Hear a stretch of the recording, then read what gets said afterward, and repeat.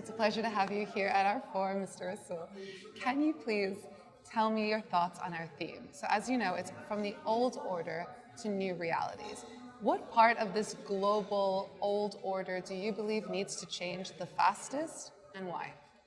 I think the inequality of the old order is the fundamental thing we want to change. Not only economic inequality between different peoples, different countries, hemispheres and so forth, but also the personal inequalities that ordinary citizens face every day to struggle simply to be alive. But there's also the power distribution in the world, whether it is the IMF, World Bank, that gives a loan to Africa and charges us 9% interest rates, and the same loan to Europe costs them 3% interest rates. That has to change.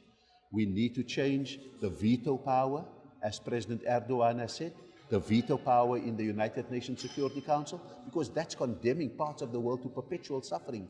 And so we need a change in the global architecture of the finance world and the governance world in order for ordinary citizens to breathe a sigh of relief.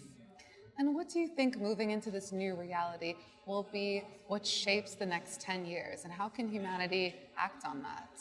I think we've got to resist the instinct that any change will be a good change, because we could also be going over the abyss, given the unpredictability and the apparent madness of a Trump administration and the sometimes perniciousness thereof.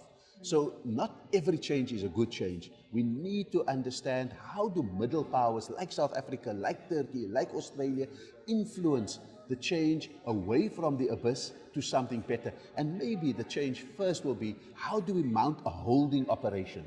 Sit out the pernicious, unpredictable years, collect our thoughts, take out insurance policies by holding hands amongst middle powers, and then to say to Mr. Trump, please negotiate with us as a collective. Don't pick us off as individual countries. We want trade deals that are fair, we want tariffs that are sustainable, and we want aid that I think solves the problem, because in an era of global governance, diseases know no borders, financial contagions have no borders, and people have no borders. You can deport, but people go to where they can eke out a living, even under insecure conditions. That's so well said. Thank you so much for joining us. Thank you very much.